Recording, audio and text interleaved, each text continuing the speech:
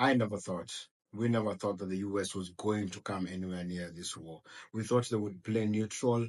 Behind the scenes, they were going to support Israel, but we never thought they would actually send their own missiles to bomb Iran. But it seems that is past news. The US just confirmed today morning that they have hit 3 nuclear sites in Iran. So, as for me, that makes me think, what does that mean for Africa and how are we going to be affected? So, welcome to the Serengeti Synergy, where we actually just take time to just dive into African issues that matters. This war, because of its proximity to Africa and because of the ties and allies that we have created as African countries with some of the particular people that are participating in this war, means that we are going to be affected either directly or indirectly. And here is how. So, the first thing that automatically comes to mind is energy prices. We are going to see countries that are very import dependent, Kenya, Ghana, Senegal, be affected by this. You're going to ask me why and how does this matter? And I will answer you.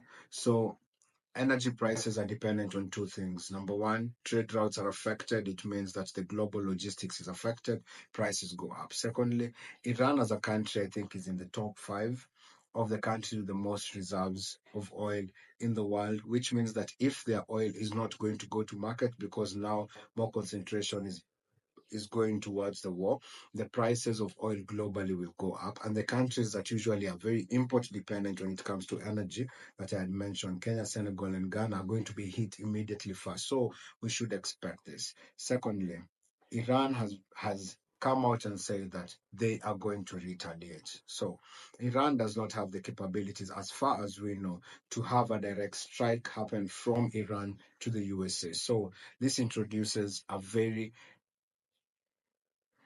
worrying part of the war, proxy wars. That is the second thing that I see that might start happening. So people who are more allied with the US are going to see themselves, or people who have military bases. For that, we're talking about countries like Djibouti, countries like Niger. These are countries that are affiliated more with the US and have US military bases. They're going to be on high alert now, which means immediately more money will start going in to deploying troops into being ready for anything, because proxy wars seems like it's going to be the next war or the next cycle of this conflict. And third, these countries might be forced to choose sides. We know there are some countries that have been playing on the fence a lot, and there are some countries who have already chose sides. We have countries like South Africa, we have countries like Sudan that are more lenient on Iran, and this might be a time whereby their choices might come back to either save them or bite them. So we just need to heavily watch on that. And we need to understand that this conflict, Iran does not stand by itself.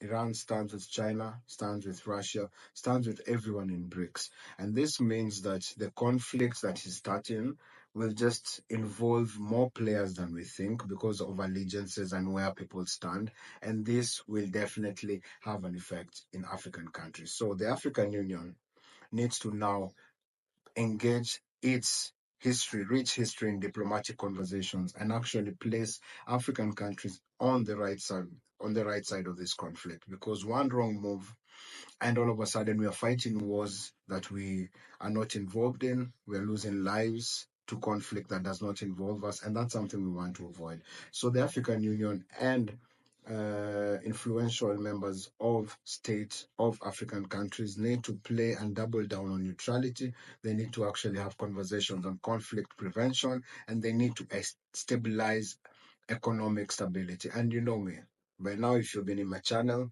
I speak about this often.